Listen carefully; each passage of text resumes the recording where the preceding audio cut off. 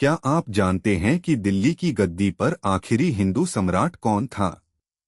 नहीं, वह कोई राजपूत राजा नहीं था, न ही कोई महान क्षत्रिय।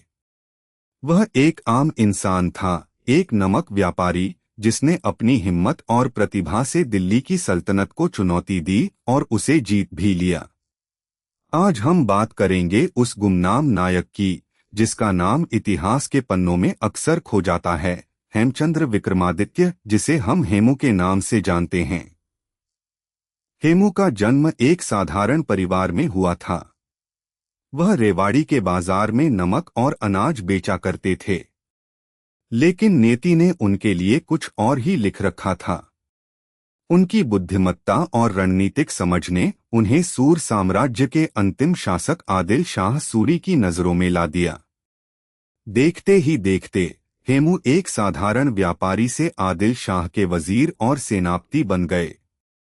उन्होंने आदिल शाह के लिए 22 युद्ध जीते, मुगलों और अफगानों को कई बार धूल चटाई। वर्ष 1556 मुगलों के बीच सत्ता का संघर्ष चल रहा था। हुमायूं की मृत्यु हो चुकी थी और युवा अकबर अपने संरक्षक बैरम खान के साथ हिंदुस्तान वापस लौटने की तैयारी में था। इसी मौके का फायदा उठाते हुए हेमू ने अपनी विशाल सेना के साथ आगरा पर धावा बोल दिया। आगरा को जीतने के बाद उनका अगला लक्ष्य दिल्ली था।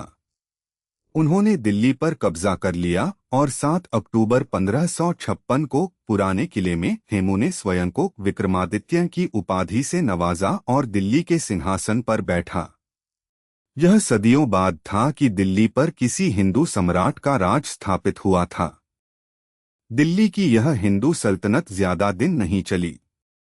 बैरम खान और अकबर के लिए यह एक बड़ा झटका था। उन्होंने हेमू को रोकने के लिए अपनी सेनाएं तैयार कीं और पानीपत के ऐतिहासिक मैदान में दोनों सेनाएं आमने सामने खड़ी हो गईं। यह 5 नवंबर 1556 का दिन था, जब पानीपत का दूसरा युद्ध लड़ा गया। हेमू अपनी सेना का नेतृत्व खुद कर रहे थे। अपनी बहादुरी और युद्ध कौशल से उन्होंने मुगलों को पछाड़ना शुरू कर दिया। मुगल सेना में भगदड़ मच गई थी। जीत हेमू के कदम चूमने ही वाली थी। लेकिन तभी नियति ने एक क्रूर खेल खेला। एक भटकता हुआ तीर हेमू की आंख में जा लगा। वह अपने हाथी से गिर पड़े और उनकी सेना में हड़कंप मच गया। घायल हेमू को मुगलों ने पकड़ लिया।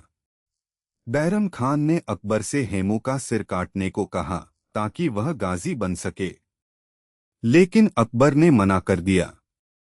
अंततः बैरम खान ने हेमू का सिर काट दिया और दिल्ली पर मुगलों का शासन फिर से स्थापित हो गया।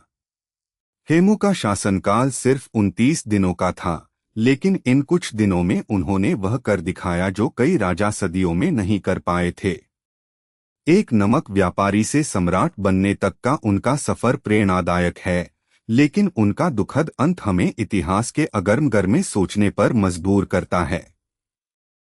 अगर वह तीर न लगा होता तो शायद भारत का इतिहास कुछ और ही होता। हेमू दिल्ली के आखिरी हिंदू सम्राट, एक ऐसे नायक थे जो इतिहास के पन्नों में गुमनाम रह गए।